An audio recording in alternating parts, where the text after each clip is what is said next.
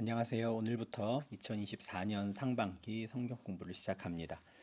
올해는 지금 마태복음을 공부하려고 합니다. 상반기 중에 이제 마태복음 절반 앞부분을 보고요. 또 하반기에 이제 마태복음의 후반부를 좀 같이 묵상할 수 있으면 좋겠다 싶습니다.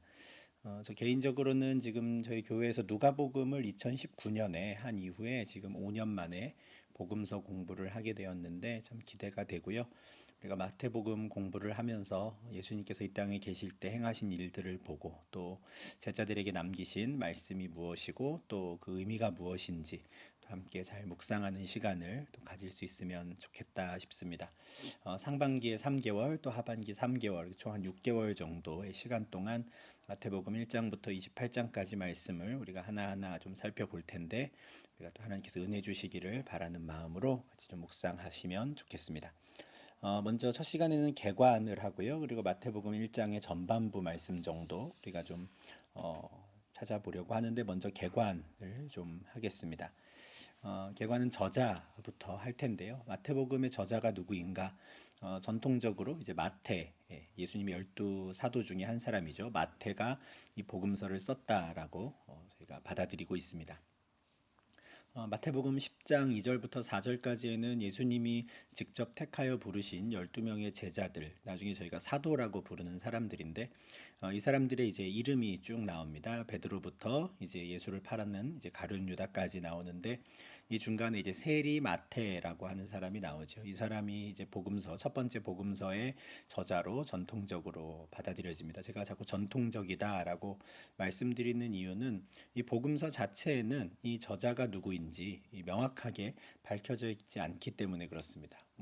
예를 들어서 바울이 쓴 편지를 보면 예수 그리스도의 종된 나 바울은 누구누구에게 편지하노니 이런 식으로 그 글을 쓴 저자가 아주 분명하게 명시되는 성경도 있지만 마태복음과 같이 누가 이것을 쓴 것인지에 대해 직접적으로 언급되지 않은 명시되지 않은 이제 책들도 있는 것이죠. 이런 경우에 이제 전통적으로 이 글을 이 책을 누구의 것으로 보았는가를 저희가 이제 찾게 되고 그것을 저희가 좀 받아들이게 되는데 첫 번째 복음서는 이제 사도 마태가 세리였던 마태가 기록했다라고 받아들이는 것이죠. 이것은 그냥 나중에 어느 순간 그런가 보다 해서 저희가 판단하게 되는 것은 아니고요.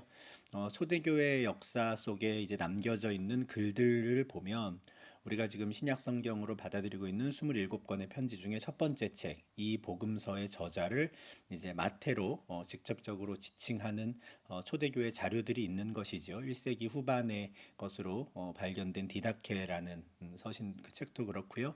바나바의 이름으로 기록된 바나바의 서신이라고 하는 편지 글에도 1세기 후반 글인데요. 이 첫 번째 복음서의 저자를 이제 마태로 명시합니다. 예수님의 제자들을 저희가 사도라고 하고요. 그 사도의 제자를 이제 속사도라고 하거든요. 그러니까 예수님의 제자의 제자이죠. 1세기 후반에 안디옥에서 사역했던 이그나티우스라든지 히에라폴리스에서 2세기경까지 활동했던 파피아스와 같은 사람들은 저희가 이제 속사도라고 부릅니다. 그러니까 예수님의 제자의 제자인 것이죠. 이그나티우스, 파피아스, 또 이레니우스와 같이 1세기 후반과 2세기에 이들의 글도 그렇고 3세기의 오리겐, 또 4세기의 유세비우스와 같은 이런 사람들이 남긴 기록들을 보면 첫 번째 복음서의 저자를 마태로 명시하고 있는 것이죠. 그래서 이런 점에서 저희가 이제 전통적으로 마태가 이 복음서를 기록했다라고 저희가 생각을 하는 겁니다. 그러면 이 마태는 이제 어떤 사람인가? 앞서 예수님의 제자의 명단에서는 세리였다라고 하는데 마태복음 9장 9절과 10절에 마태가 세관에 앉아 있을 때 예수님이 그에게 오셔서 나를 따르라라고 하셨다는 말씀이 있어요. 예수께서 마태라는 사람이 세관에 앉아 있는 것을 보시고 이르시되 나를 따르라 하셨고 마태가 그 즉시 일어나 따랐다라고 하는 것이죠. 그리고 예수님께서는 마태가 그렇게 예수님의 부르심에 응하는 것을 보고 기뻐하셨을 것이고 이제 그의 집에 들어가서 그곳에서 앉아서 다른 세리와 죄인들과 함께 식사를 했다 하는 겁니다. 나중에 저희가 이제 마태복음 9장 9절 또 10절 요 말씀을 볼 때 또 다시 한번 말씀드리겠지만 예수님께서 그렇게 죄인들과 함께 식사하는 그 자리를 지켜본 바리새인들과 또 서기관들은 예수님을 굉장히 비난합니다. 그러니까 너희 스승은 어떻게 해서 그렇게 죄인들과 함께 있을 수 있느냐라고 할 때 내가 죄인을 부르러 온 것이 의인을 부르러 온 것이 아니요 죄인을 부르러 왔다라고 이제 말씀을 하시죠. 이제 그와 같은 사건이 있었던 곳이 바로 마태의 집인데 그때가 이제 처음으로 마태가 예수님의 부름을 받아서 제자로 살기 시작했던 그 시점인 것입니다. 근데 마가복음 2장 13절과 14절을 보면 같은 사건이 알페오의 아들 레위라는 이 세리의 집에서 있었다라고 기록을 해요. 마가복음 2장 13절 14절에는 마테라는 이름 대신에 이제 레위라는 이름이 들어가 있고 다른 거는 이제 완전히 똑같이 기록이 되어 있는 것이죠. 이 레위라는 이름은 이제 뒤에 가면은 이제 사라지게 되는데 아마도 예수님께서 레위라는 이름을 마태로 바꿔주신 것 아닌가 저희 이렇게 생각할 수 있습니다. 시몬이라는 이름을 베드로로 예수님께서 바꿔주셨듯이 레위라는 이름으로 살던 그를 마태라고 바꾸신 것이죠. 마태라는 뜻의 이름은 이제 하나님의 선물 이런 뜻이거든요. 그래서 아마 마태는 예수님께서 바꿔주신 그 이름을 더 이제 선호했던 것 같고요. 그래서 앞서 본 대로 이제 마태복음에서는 자기 자신을 이제 마태라고 지칭하는 원래는 레위였으나 이제는 예수님께서 바꿔주신 그 이름으로 자신이 불리기를 바랬던 것 같습니다. 그래서 이 세관에서 일했던 그 마태가 이 복음서의 저자다라고 저희가 전통적으로 받아들이는데 실제로 이 복음서를 기록한 사람의 좀 직업적인 특징이랄까요? 그런 흔적이 이 복음서에 좀 나타나는 게 있어서 좀 말씀을 드리면 마태복음 17장 24절에 반세계를 받는 자들이 베드로를 찾아와서 그러니까 아마 예수님의 제자들이 같이 있을 때 찾아왔겠죠. 그들이 이제 베드로를 찾아와서 너희의 선생은 왜 반세계를 내지 않느냐 이렇게 이제 좀 따져 물었던 사건에 대해서 마태복음에서는 기록을 하고 있습니다. 근데 이 내용이 다른 복음서에는 없거든요. 이제 어, 마태가 기록한 복음서에만 있는데 그 이유를 한번 좀 추정해 보면 이 반세계를 받는 사람들이 누구냐면 성전세를 거들어 다니는 사람들입니다. 그러니까 1년에 한 번씩 모든 이스라엘 사람들은 성전을 위한 세금을 내야 되고 그 세금이 반세겔인 거예요. 근데 이 반세겔 받는 사람들이 제자들을 찾아왔는데 어떻겠습니까? 마태 입장에서는 다 이미 알고 있었던 예전의 그 직장 동료랄까요? 자기가 했던 그 일들, 비록 뭐 전악한 분야가 같았는지는 저희가 알 수 없지만 그 같이 세관에서 일했던 사람들 중에 찾아왔던 그 사건이 아마 마태에게는 좀 굉장히 인상적으로 좀 남았던 것 같습니다. 그래서 마가복음이나 누가복음 같이 사실은 열두 사도의 기록은 아니거든요.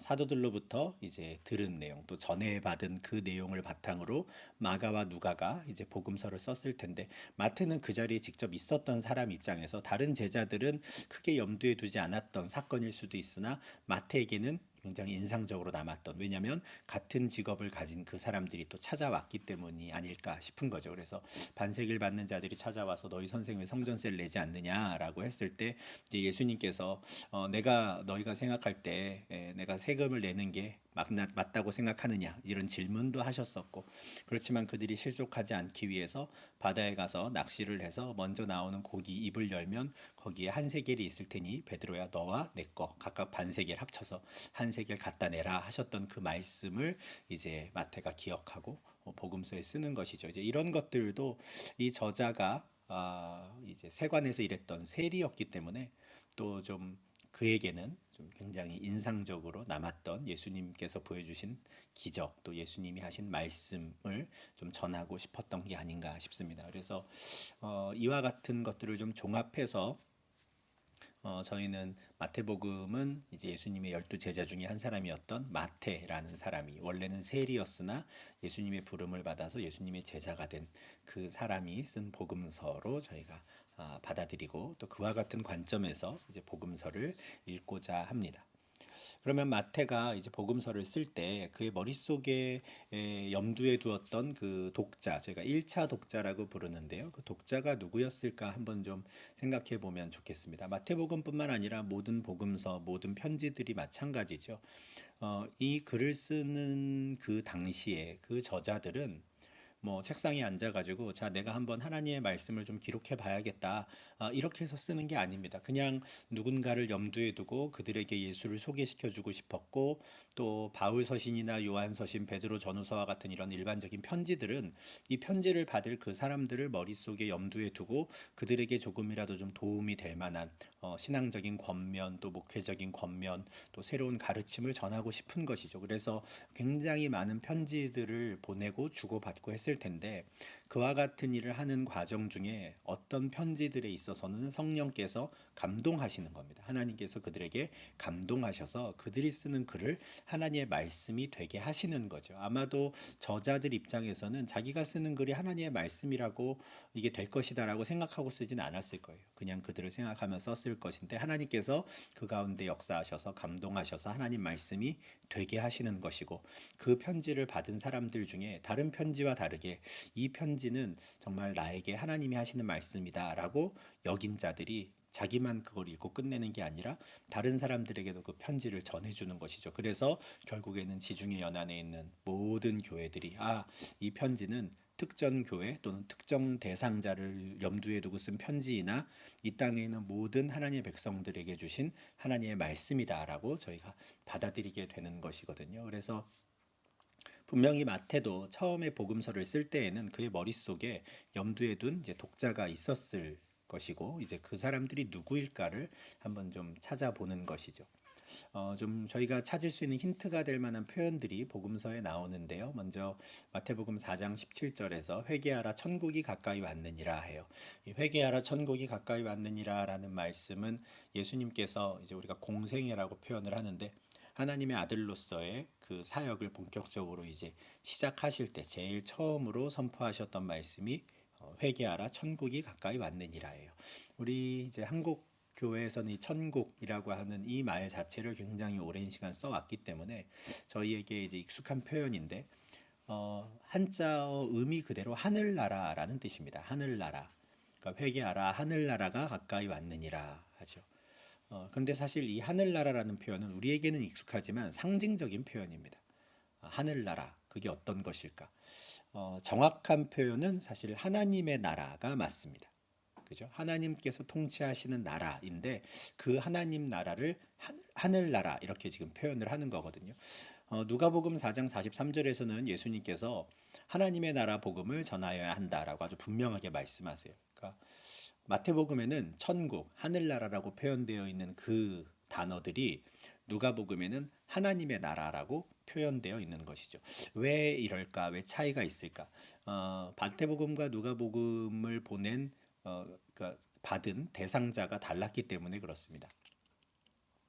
누가복음은 1장에 아주 분명하게 이 복음서를 누구에게 보내는 것인지 분명하게 써 있죠. 데오빌로 가카라고 하는 이방인 총독에게 보내는 편지가 이제 누가복음입니다. 굉장히 긴 편지인데 이방인이기 때문에 하나님의 나라라고 하는 이 표현을 그냥 거리낌 없이 써도 괜찮은 거예요. 그런데 만약에 유대인들에게 복음을 전하면서 하나님의 나라라고 말을 하면 굉장히 당황하는 거죠. 왜냐하면 그들은 야훼, 여호와의 이름을 직접적으로 언급하는 걸 굉장히 꺼려하기 때문입니다. 그래서 복음서에 보면 대제사장들이나 이제 종교 지도자들이 하나님이라고 직접 말하지 않아요. 지극히 높으신 분, 뭐 이런 식으로 표현을 하거든요. 애둘러서 표현하고 상징적으로 표현을 합니다. 감히 하나님의 이름을 직접 입에 담을 수 없다 하는 것이죠. 그러다 보니 이제 마태복음에 있는 이 하늘나라라는 표현도 혹시 이 복음서의 1차 독자가 마태가 염두에 두고 있는 독자가 유대인들인 것은 아닌가 이렇게 좀 우리가 추정할 수 있는 표현이 되는 겁니다. 하늘나라, 하나님의 나라라고 직접적으로 표현하지 못했던 이유. 아마도 이 마태복음은 유대인들을 위해 쓴 복음서인 것 같다. 이렇게 추정이 되는 것이죠. 그리고 복음서를 보면 실제로 유대인들에게는 굉장히 익숙한 내용들이 많이 나옵니다. 율법에 대해서 나오고 안식일, 예루살렘 성전에 대해서 나오고 또 율법에 나오는 주요 인물들이죠. 다윗과 모세도 나오고 또 메시아라고 하는 표현도 나오고 무엇보다도 구약 말씀들이 인용이 되면서 구약의 선지자들이 이렇게 말한 게 이렇게 성취가 되었다. 또 이 말씀이 또 저렇게 성취가 되었다 하는 것들을 한 10번 정도 언급을 합니다.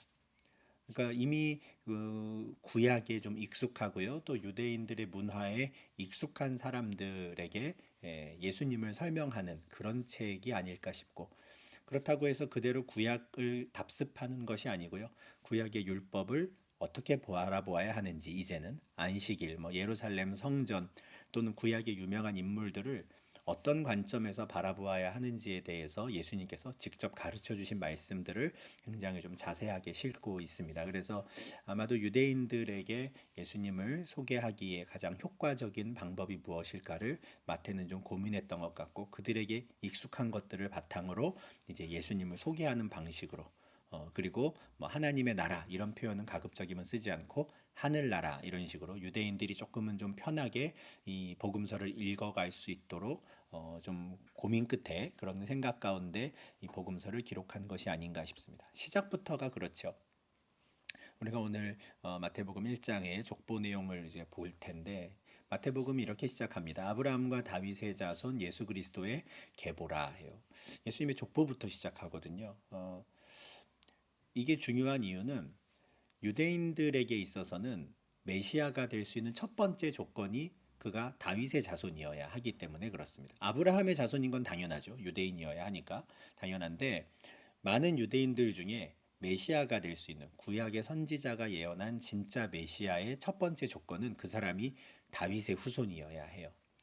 그러니까 어떤 동네에 어떤 대단한 능력을 발휘하는 사람이 나타났다. 그 사람이 뭐 귀신도 쫓는다더라. 그 사람이 하나님의 말씀을 전한다더라. 그러면 아, 그래? 그런데 그 사람은 다윗의 자손이야? 이걸 제일 먼저 물어보는 거죠. 그러니까 제 아무리 대단한 능력을 발휘하고 대단한 사역을 한다 하더라도 다윗의 자손이 아니면, 족보상 다윗의 후손이 아니면 그 사람은 절대 메시아가 될 수 없는 거예요. 그냥 아웃인 겁니다. 이유에 대해서는 이제 나중에 1장 설명할 때 말씀을 드리겠지만, 다윗의 후손이라고 하는 게 유대인들에게는 첫 번째 메시아의 조건이었기 때문에 이 문제부터 해결해 주고 이제 시작을 하는 것이죠. 예수님께서 행하신 기적과 기적들과 또 말씀들을 전하기 전에 이 사람 다윗의 자손이야. 그거부터 해결해 주는 거예요. 그러면 유대인들은 그래? 일단은 첫 번째 관문은 통과하는 겁니다. 다윗의 자손이라면 한번 볼까? 이렇게 되는 것이니까요. 그래서 마태복음을 시작할 때 족보로 시작하는 것 또한 마태복음의 독자, 1차 독자가 유대인이었을 가능성이 높다라는 걸 보여주고요. 또 마태복음 15장 2절과 같은 상황도 좀 독자를 유대인으로 특정할 수 있는 근거 구절이 됩니다. 바리새인들이 또 역시 찾아와서 예수님께 이렇게 따지거든요. 당신의 제자들이 어찌하여 장로들의 전통을 범하나이까? 장로들의 전통이라고 하는 건 자신들이 따르는 어떤 생활 규범이에요. 율법을 잘 지키기 위해서 자기들이 만든 규범이 있거든요. 뭐 상세 조항, 상세 설명이라고 할까요? 근데 이들은 사실은 어느새 율법에서는 떠나고 자기들이 만든 그 규범을 지키는 데 열심을 내는 사람들이 된 건데, 그거를 이제 장로들의 전통이라고 부릅니다. 근데 자기들의 전통에 따르면 떡을 먹을 때 손을 씻어야 돼요.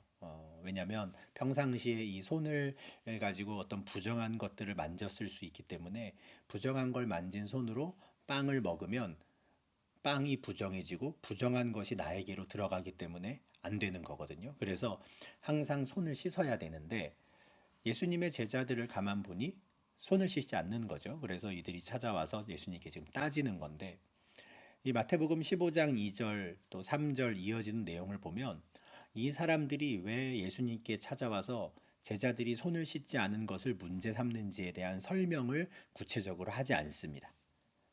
아마도 이 복음서를 읽는 사람들은 왜 바리새인들이 손을 씻지 않는 걸 가지고 따지는지 그 정서를 이미 알고 있는 사람이라는 거죠. 굳이 설명하지 않아도. 방금 제가 그 설명을 드렸잖아요. 왜 떡 먹을 때 손을 씻지 않으면 안 되는지 설명을 드렸는데, 그래야 이제 우리는 아는 거죠. 우리는 이방인들이니까요. 그런데 이 마태복음의 독자는 그냥 이 내용만 보면 그렇지, 바리새인들은 저거를 문제 삼지라는 걸 이미 알고 있는 사람들인 겁니다. 그래서 유대인인 것 같다 추정을 하는 것이죠. 반면에 마가복음 7장 3절 4절에는 제가 방금 말씀드린 그 내용에 대한 설명이 들어가 있습니다. 7장 2절에서 그 바리새인들이 찾아와서 예수님께 따졌다 이 말씀이 있고 3절 4절에 그들이 왜 따졌는지에 대한 설명이 있는 거죠.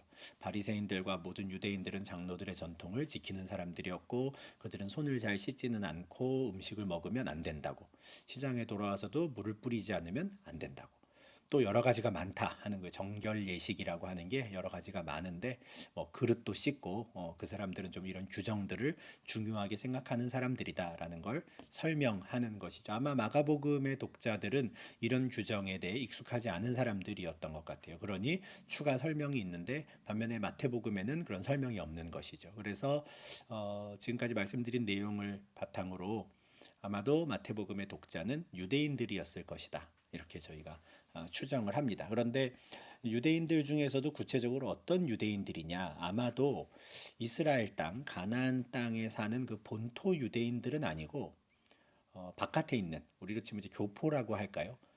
교포 유대인들이었을 가능성이 높다. 이렇게 추정을 합니다. 그러니까 유대인이면 유대인인데 좀 구분이 되는 거죠. 근데 그건 왜 굳이 본토가 아니고 교포 유대인이라고 하는가? 이것도 좀 근거 구절이 있는데요.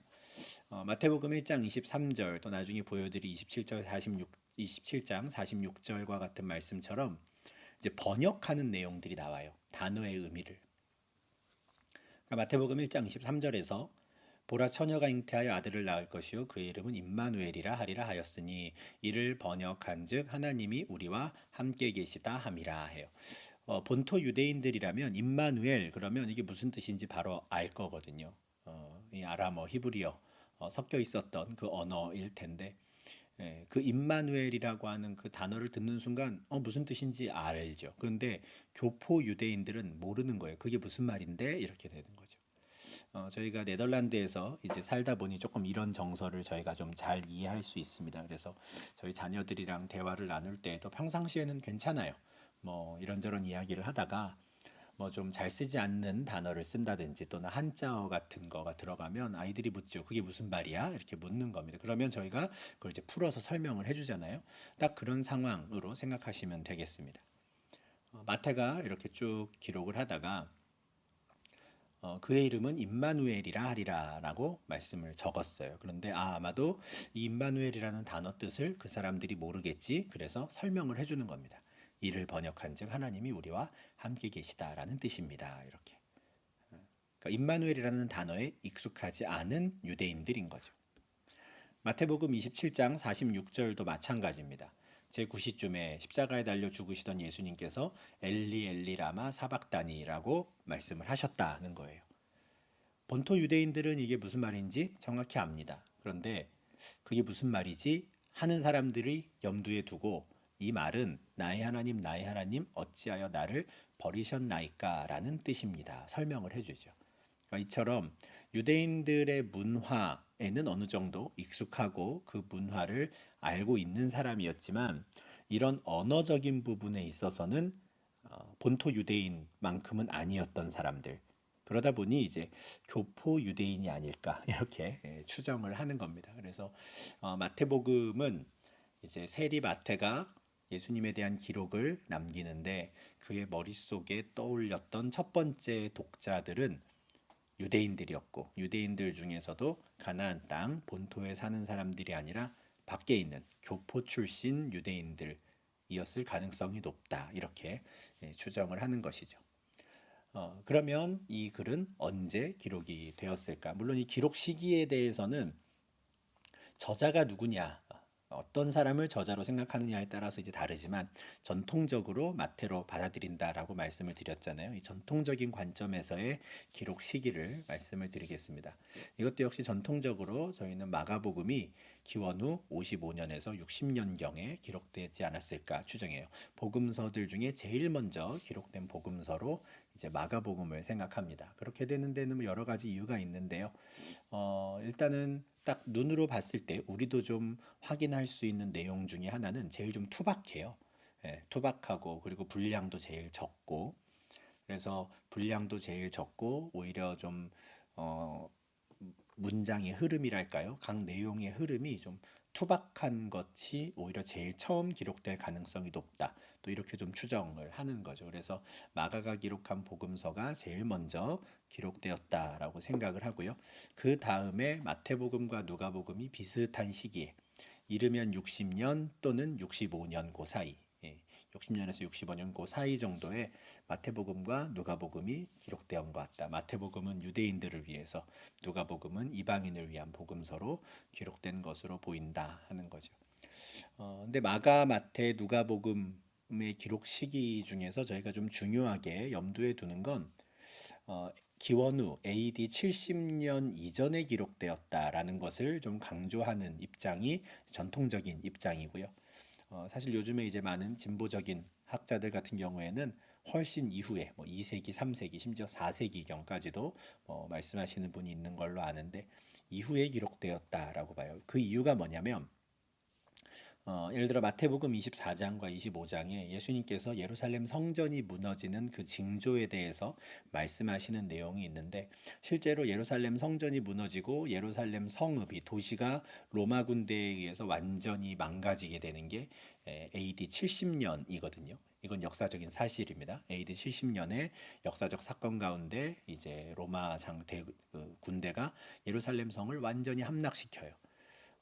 근데 이제 전통적인 관점에서는 마태복음 24장에 예수님께서 하신 그 말씀이 예언의 말씀으로 보는 것이죠. 그리고 AD 70년에 일어난 일이 그 예언의 말씀의 성취라고 봅니다. 그런데 예수님께서 그렇게 예언자가 아니셨고 일반 사람이었고 또 특별한 능력을 갖고 있는 하나님의 아들이 아니다라고 생각하는 분들은 이미 다 벌어진 사건을 알고 난 이후에 마치 예언하는 것처럼 이제 마태복음 24장에 기록되었다. 이렇게 좀 그걸 평가절하한다 그럴까요? 그걸 가치를 좀 낮추는데요. 그것은 제가 받아들이는 입장은 아니고요. 그리고 그렇다고 증명할 수 있는 것도 아무것도 없고요.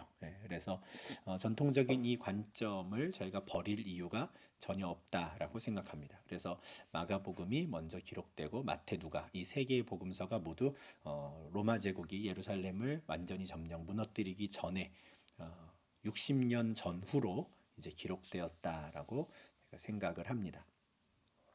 마가복음이 제일 먼저 기록이 되었고요. 이후에 마태복음과 이제 누가복음이 기록이 되었는데 누가복음 1장 1절과 2절 이렇게 좀 보면은 이 당시에 많은 복음서들, 그러니까 예수님에 대한 소식을 전하고 싶었던 사람들이 많았던 것 같고 많은 사람들이 이제 글을 남겨요. 그런데 이제 그 중에 이제 세 권이 저희에게 이제 오는 것이죠. 요한복음 빼고.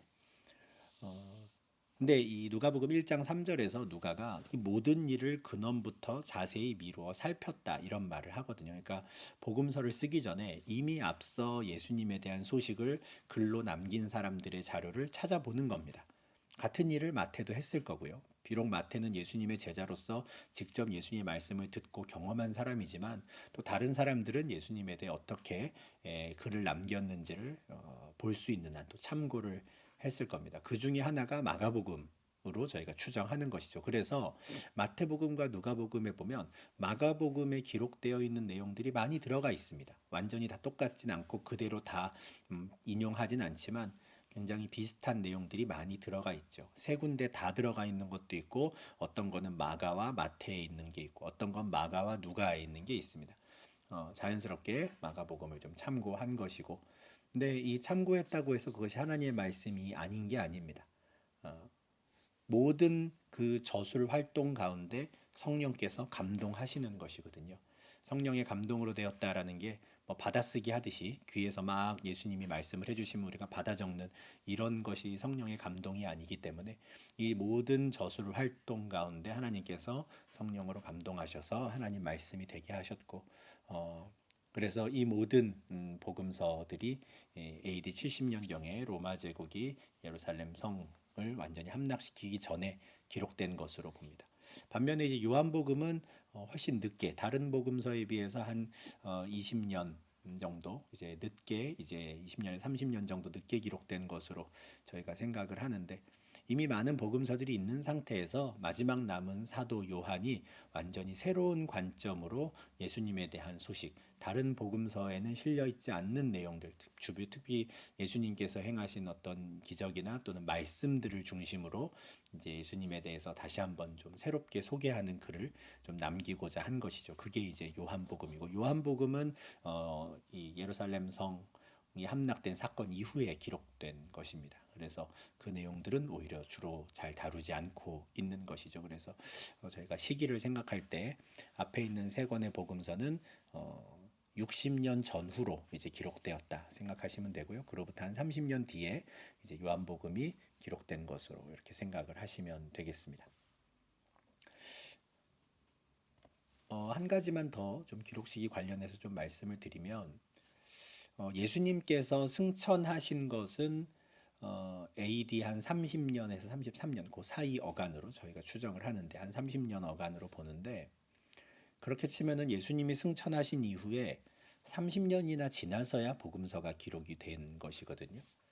왜 30년 동안 제자들은 복음서를 쓰지 않았을까 하는 거죠. 신약 성경 전체로 보면 갈라디아서가 아마 제일 먼저 기록된 신약 성경 27권 중에 한 책일 겁니다. 그 편지는 뭐 한 50년경 이제 그쯤으로 저희가 추정을 하는데 45년에서 50년 사이 정도로 추정을 하는데 그러면 복음서보다도 한 10년 정도는 빠른 거죠. 편지들은 이미 오가고 있었던 상황에서 복음서는 왜 나중에 기록되었을까? 저희가 이제 일반적으로 생각할 수 있는 이유는 예수님의 제자들이 그리고 예수님의 부활을 직접 목격했던 증인들이 예수님께서 정말 빨리 오실 거라고 생각했다 하는 거예요. 글로 남길 이유가 전혀 없었던 거죠. 처음에는.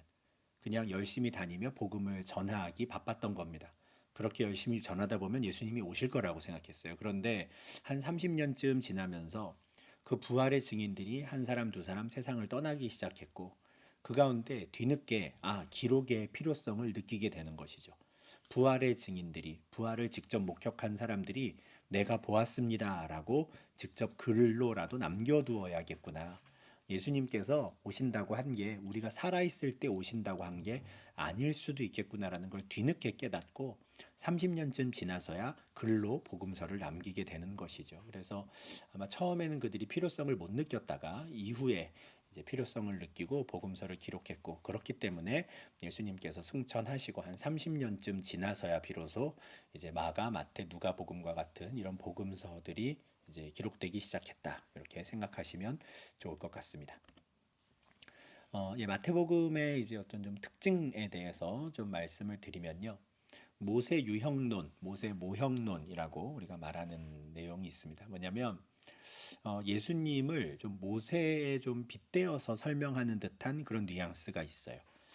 제가 그 사례들을 하나씩 다 좀 적어드리기에는 좀 분량이 많아서 그냥 말로 잠깐 설명해드리면 이미 좀 마태복음을 읽어보신 분들은 아마 내용을 좀 아실 텐데 예수님께서 처음에 태어나셨을 때 헤롯 왕이 이제 예수님을 죽이기 위해서 베들레헴 인근에 2살 미만의 아이들을 다 죽여라 이런 명령을 내리거든요. 이것은 모세가 태어났을 때 바로 왕이 사내 아이들은 다 나일강에 던져라 하는 것과 굉장히 좀 비슷한 거죠. 그리고 예수님께서 나중에 나사렛으로 애굽에 피신했다가 나사렛으로 돌아오셨을 때 그 이후에 30년 동안 예수님께서 어떤 일을 하셨는지에 대한 기록이 나와 있지 않습니다. 근데 모세도 공주의 아들로 살다가 미디안 광야로 도망쳐서 40년간 머물렀는데 그 40년 동안 어떤 일이 있었는지 잘 밝혀지지 않죠. 하나님께서 부르셔서 모세를 이제 애굽 땅으로 들여보내실 때 이제 그때부터 이제 그가 사역을 하게 되는데 30년쯤 지나서 이제 예수님께서 가르치심을 시작하시며 하나님의 아들로서의 사역을 시작하시는 것도 또 좀 비슷해 보이는 겁니다. 그런데 이런 여러 가지 상황들을 보면서 그럼 예수님을 제2의 모세로 설명하나 보다. 그냥 요 정도로만 이야기하는 건 아니에요. 예수님을 어떻게 설명하냐면 모세보다 더 큰 분이시다. 모세보다 더 높은 분이시다. 이거를 계속 강조해요. 우리가 마태복음의 지금 대상이 교포 유대인일 것 같다라고 이제 말씀을 드렸는데 유대인들 맞춤으로 예수님을 설명하다 보니까 그들에게 익숙한 모세와 비슷한 모습을 보여주며 그러나 모세보다는 더 큰 분이시다 하는 걸 알려주는 거죠. 이런 대표적인 예가 모세를 통해 전해받은 그 율법을 예수님께서 재해석하는 것을 5장의 복음서의 앞부분에서 아주 분명하게 보여줍니다. 5장 21절, 27절, 33절 이렇게 5개의 구절에서 너희가 옛사람에게 말한 바 살인하지 말라라고 하는 말을 너희가 들었으나 나는 너희에게 이렇게 가르친다 하는 거예요. 옛사람에게 말한 바 간음하지 말라라는 말을 들었지만 너희에게 이렇게 가르쳐 준다 해요. 그러니까 모세를 통해서 받은 그 율법의 진짜 의미가 무엇인지를 예수님께서 다시 설명해 주십니다. 예수님께서는 하나님께서 모세에게 율법을 주실 때 같이 계셨기 때문에 소위 입법 취지라고 할 수 있겠죠. 왜 그런 법을 주셨는지, 진짜 의미가 무엇인지를 다시 설명해 주시는 건데 이런 걸 통해서 예수님은 제2의 모세일 수 있어요. 출애굽 대신에 예수님은 자기 백성을 죄에서 구원하시기 위해 오셨으니까 제2의 모세일 수 있으나 모세보다 더 크신 분이다라는 것을 강조하는 겁니다. 그래서 유대인들에게 좀 굉장히 존경받는 가장 높은 위대한 선지자로 추앙받는 모세와 좀 비슷한 형태로 예수님을 소개하지만 모세보다 더 큰 분으로 예수님을 소개하는 것 이것이 이제 마태복음의 특징이라고 할 수 있습니다. 또 다른 특징이 있는데요. 예수님께서 하신 말씀들을 크게 5개의 영역에서 좀 많이 강조하고 있다라는 거예요. 7장 28절, 11장 1절, 13장 53절, 19장 1절, 26장 1절 이렇게 5번에 걸쳐서 예수께서 이 말씀을 마치시매라는 표현이 나오거든요. 그러니까 마태복음은 이렇게 예수께서 이 말씀을 마치시매라고 하는 이런 단락들을 나누는 이 큰 5개의 기둥으로 이제 세워져 있다라고 생각할 수 있는데 이 각각의 말씀들 바로 앞에는 예수님께서 길게 설교하시는 내용이 나와요. 5장부터 7장에서는 우리가 산상수훈이라고 하는 긴 말씀이 끝나고 그러면 예수께서 이 말씀을 마치시면 사람들이 놀랐다 이렇게 나오는 거죠. 또 10장에서는 예수님께서 제자들을 파송하시기 전에 파송 설교를 길게 하십니다. 그리고 그 설교 이후에 말씀을 마치시며 제자들이 떠나는 거고요. 13장에서는 하나님 나라 비유에 대한 말씀들을 길게 하시고 18장, 24장, 25장 마찬가지입니다. 다 어떤 특정 주제에 대해서 예수님께서 하신 말씀들을 길게 설명해요. 그리고 이 말씀을 마치심에 이렇게 하는 거죠. 그래서 예수님께서 하신 말씀들을 어떻게 효과적으로 그 유대인들에게 전달할 수 있을까를 좀 고민했던 것 같고요. 그래서 주제들을 한 곳으로 모으고 그리고 예수님이 행하신 사역과 말씀을 좀 구분하는 방식으로 퐁당퐁당 이렇게 징검다리식으로 좀 배치를 해서 전달하는 게 유대인들에게는 더 효과적이다라고 판단을 한 것 같습니다. 좀 비교되는 구조가 있는데 누가복음입니다. 누가복음과 사도행전 이게 다 한 사람이 쓴 글인데 누가는 이 자신이 쓴 복음서와 사도행전을 쭉 어떻게 연결을 시키냐면 복음이 어떻게 흘러갔는가 장소의 변화를 기준으로 씁니다.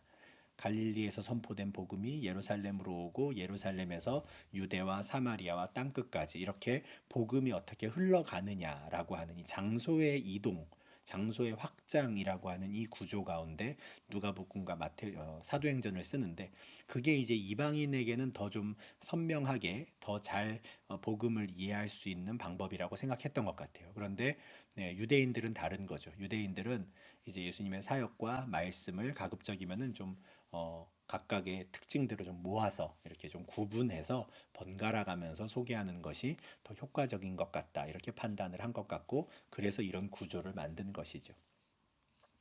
또 어떤 분은 마태가 이렇게 5곳으로 예수님의 말씀을 잘 모아놓은 것이 앞에 이제 모세 유형론이라고 말씀드렸던 것과 또 연결시키기도 하십니다.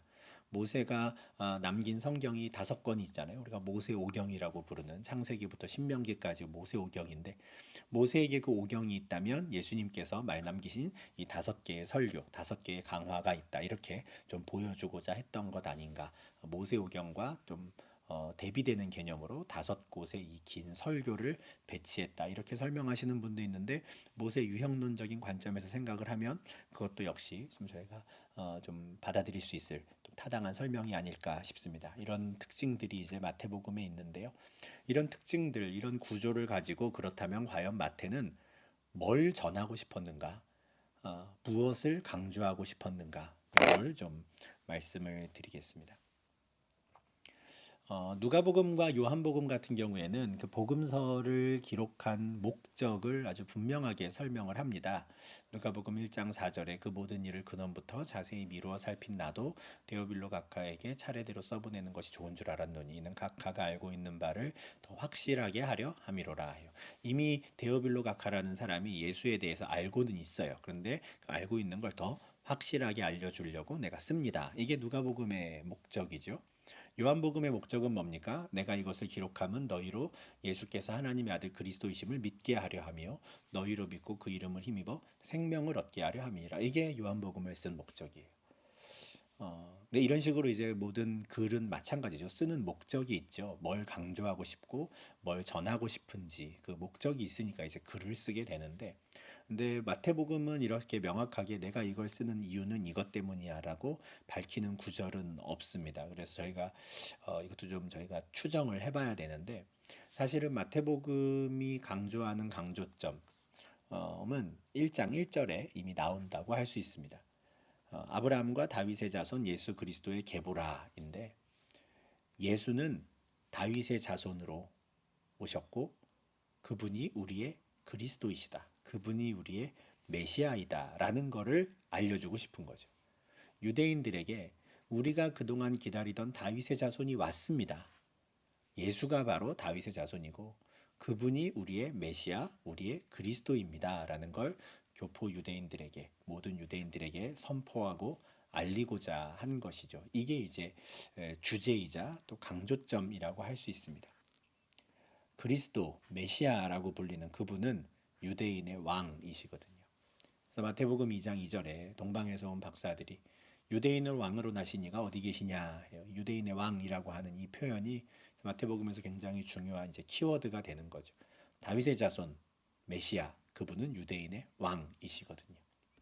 마태복음 27장에서 빌라도 총독에게 예수님께서 신문 받으실 때에도 예수님께서 모든 신문의 그 과정 중에 있는 질문에 대답을 안 하시는데 딱 한 번 대답하셨다 해요. 그 대답이 뭐에 대한 질문이었냐면 내가 유대인의 왕이냐라고 총독이 물었을 때, 다른 질문에 대해서는 침묵하셨던 예수님께서 내가 유대인의 왕이냐라는 질문에 대해서는 내 말이 옳도다라고 인정하셨다는 거죠. 그리고 십자가에 그 달릴 때에도 죄패의 죄명이 이제 유대인의 왕 이렇게 표시가 되었죠.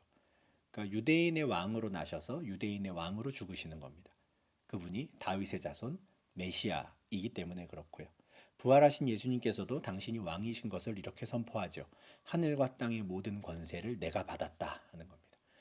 하나님께서 태초에 천지를 창조하실 때 하늘과 땅을 지으셨고 그 하늘과 땅을 지으신 모든 것을 다스리는 권세는 하나님께 있는데 그 권세를 나에게 주셨다. 내가 왕이다라고 선포를 하시는 거거든요. 그래서 이 마태복음의 강조점은 다윗의 자손으로 이 땅에 오신 예수께서 하늘과 땅의 모든 권세를 취하시고 우리의 왕이 되셨다. 우리의 메시아가 되셨다라고 하는 것을 강조하고자 했습니다. 그럼 구체적으로 그 예수는 어떤 과정을 거쳐서 어떤 일을 했기에 유대인의 왕이 될 수 있는가? 이런 점에서는 또 마태복음 5장 17절이 굉장히 중요한 구절이 됩니다. 내가 율법이나 선지자를 폐하러 온 줄로 생각하지 말라. 폐하러 온 것이 아니요 완전하게 하려 함이라. 율법과 선지자, 구약 성경이죠. 구약 성경을 완전하게 하심으로 유대인의 왕이 되시는 겁니다. 율법을 완성하심으로 유대인의 왕이 되시고요. 그리고 죽으시고 부활하심으로 모든 민족의 왕이 되시는 것이죠. 진정한 메시아가 되시는 겁니다. 이 과정이 참 중요해요. 그래서 마태복음 10장 6절에서는 예수님께서 제자들을 파송하실 때 이방인들에게는 가지 마라 이렇게 말씀하세요. 굉장히 매정해 보이죠. 우리가 아는 예수님 같지 않습니다. 이스라엘 집에 가라. 유대인들에게 가라 이거예요. 이스라엘 집에 잃어버린 양에게로 가라. 그러나 이방인과 같은 저희들은 실망할 필요는 없습니다. 처음엔 이스라엘 집으로 보내셨던 예수님께서 제자들을 나중에 어디로 보내십니까? 모든 민족을 향해 보내시는 거죠. 너희는 가서 모든 민족을 제자로 삼아라. 그러니까 율법을 완전하게 하심으로 잃어버릴 이스라엘 집에 잃어버린 양들을 찾으시고 율법 아래에 있는 자들을 속량하시고 그리고 죽으시고 부활하심으로 그렇게 이루신 하나님의 의를 모든 민족 가운데 이제는 전파하게 하시는 것이죠. 그리고 그렇게 전파된 복음을 듣고 주의 제자가 되는 자들, 그들을 교회라고 부릅니다.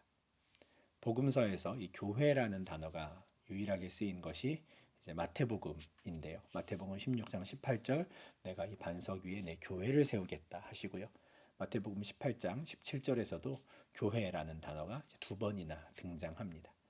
그러니까 율법을 완성하시고 또 십자가에 죽으시고 부활하심으로 이 유대인의 왕이 되셨는데 여기서 말하는 유대인은 온 이스라엘을 포함 말하는 거고요. 로마서 10장에서 바울이 말하는 그 온 이스라엘 누굽니까? 유대인과 이방인이 하나 된 교회 공동체. 이것이 바로 진정한 유대인인 것이죠. 이 표면적 유대인이 유대인이 아니고 이면적 유대인이 유대인이다라고 바울이 로마서에서 말했던 것을 지금 이 마태복음에서는 그 공동체를 교회라고 부르는 겁니다. 그래서 하나님께서는 이 교회 공동체의 왕으로 예수를 세우셨다 하는 거고 그래서 우리는 예수를 교회의 머리라고 표현하는 것이죠. 다윗의 자손으로 오신 예수께서 우리의 그리스도이시다. 우리의 왕이시다. 우리는 누구냐? 우리는 진짜 유대인이다. 민족적인 유대인이 아니라 이방인과 유대인이 교회 안에서 주 그리스도의 안에서 하나 된 공동체, 바로 교회. 이게 진짜 유대인이고 이들의 왕으로 우리의 왕으로 예수가 오셨다. 이거를 전하는 것이 마태복음입니다. 그리고 또 아주 중요한 구절이 처음과 끝에 나오죠. 바로 그 하나님이 우리와 교회와 함께 계시다. 하나님의 백성과 함께 계시다라는 그 임마누엘을 선포하는 것으로 시작하고 또 그 임마누엘에 대한 약속으로 마치는 책이 또한 이 마태복음입니다. 참 귀한 약속이죠. 예수께서 교회 공동체 또 하나님 백성들의 왕이시고 그 왕은 저 멀리 계시는 분이 아니라 우리와 함께 계시고 세상 끝날까지 항상 함께 계실 분이다라는 이 약속의 말씀으로 이제 성도들을 위로하는 복된 책이다라고 할 수 있겠습니다. 그래서 이렇게 우리가 마태복음에 대한 좀 개관을 했습니다. 저자가 누구고 또 대상 독자가 누구고 또 언제 쓰여졌으며 어떤 특징이 있고 또 이 복음서를 통해서 마태는 무엇을 전하고 싶었고 또 강조하고 싶었는지 이 내용들을 저희가 좀 살펴보았는데 이제 이 다음 영상에서부터 우리가 좀 한 구절 한 구절 좀 마태복음을 보면서 방금 이 말씀드렸던 이 주제를 좀 잘 기억하시며 좀 묵상할 수 있으면 좋겠고 누구를 향해 어떤 사람들을 염두에 두고 이런 말씀을 지금 전하고 있는가를 우리가 좀 같이 생각할 수 있다면 더 풍성하게 우리가 복음서의 말씀을 좀 이해할 수 있지 않을까 싶습니다. 네, 그럼 이렇게 해서 우리 마태복음 개관은 마치고요. 이제 계속 마태복음 1장 전반부 말씀 오늘 좀 거기까지 볼 수 있으면 좋겠는데요. 우리 전반부 말씀에 관한 영상으로 넘어가도록 하겠습니다.